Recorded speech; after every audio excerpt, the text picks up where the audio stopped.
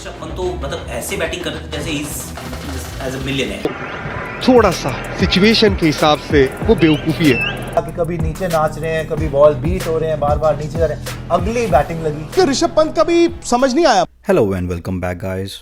तो आपने रिएक्शन देख ही ली हमारे एक्सपर्ट्स एंड टीवी एंकर्स की ऋषभ पंत की बैटिंग को लेकर। मे बी इन्हें अभी समझ नहीं आई ऋषभ पंत की थिंकिंग एंड स्ट्रैटेजी। जी हाँ, पंत की batting specially in test cricket में एक सोची समझी और बहुत ही एफिशिएंट स्ट्रैटेजी है। तो आइए इनके कमेंट्स को देखते हैं एंड मैं इसका जवाब देता हूँ। और एज़ यूजुअल मेरे जवाब फैक्ट्स के साथ होंगे, बस सिर्फ हवा में नहीं हो। बाय द वे, मैं स्पोर्ट्स जारी एंड स्पोर्ट्स तक चैनल दोनों का बहुत बड़ा फ़ैन हूँ। दोनों अच्छे अच्छे पॉइंट्स ऑफ व्यू लेकर आते हैं एंड मुझे काफ़ी कुछ सीखने को मिलता है एंड न्यूज़ भी मिलती है। मैंने इन सब वीडियोस के लिंक नीचे डिस्क्रिप्शन में डाल दिए हैं, आप उन्हें देख सकते हैं एंड सब्सक्राइब कर सकते हैं उन चैनल्स को। इन सभी एक्सपर्ट्स ने एंड एंकर्स ने कुछ क्वेश्चंस उठाए हैं। तो स्टेप आउट करके फास्ट बॉलर को मारना, ये तो आईपीएल में भी नहीं करते। आईपीएल के इतिहास में एक्चुअली उन्होंने सिर्फ एक बार ऐसा किया है, शिवम मावी को स्टेप आउट करके सामने छक्का मारा।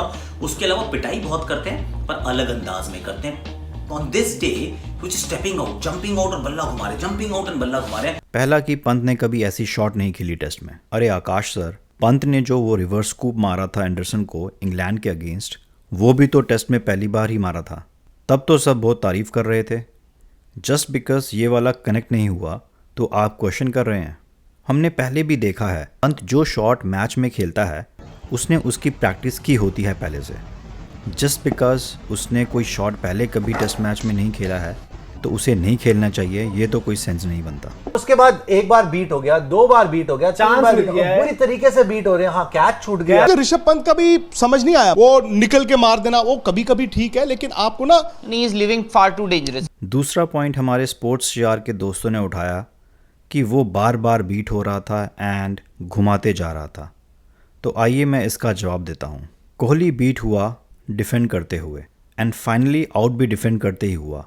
पुजारा बीट हुआ डिफेंड करते हुए एंड फाइनली आउट भी डिफेंड करते हुए हुआ। पंत बीट हुआ अटैक करते हुए एंड आउट भी अटैक करते हुए हुआ एंड बनाए 41 रन्स। तो इन तीन स्टैट्स में से आप किस स्टैट को प्रेफर करेंगे? अब मेरी हमेशा टीम मीटिंग्स में या टीम में ये डिस्कशन होता था कि मैं ऊपर मार के आउट होता हूँ, कोई डिफेंस करके आउट होता है, लेकिन वो दोनों आउट होते हैं।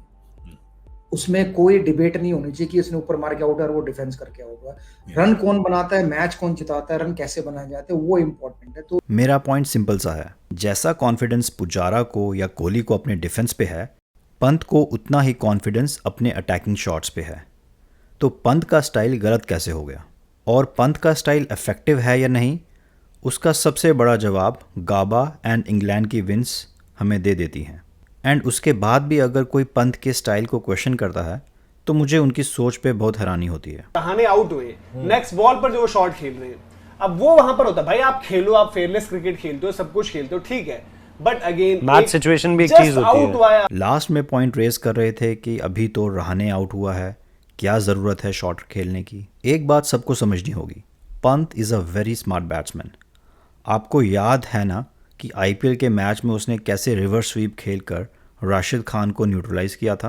पंत की सबसे बड़ी ताकत उसकी स्किल नहीं है, उसकी सबसे बड़ी ताकत उसका फेयरलेस एटीट्यूड है।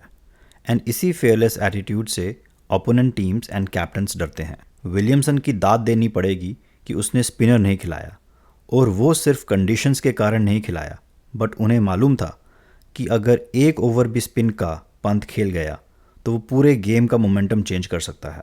पंत के लिए ये बहुत इंपॉर्टेंट है कि वो बॉलर पे चढ़कर खेले। जस्ट थिंक कि उस 9 शॉट्स जो उसने आगे बढ़ के लगाए, अगर 4-5 भी कनेक्ट हो जाते तो 25-30 रन आ जाते। बट रन से ज़्यादा जो प्रेशर क्रिएट होता बॉलर्स पे, वो पूरी लाइन एंड लेंथ बिगाड़ के रख देता बॉलर्स की। एंड इसका फ़ायदा जडेजा एंड दूसरे आने वाले बैट्समैन को भी होता।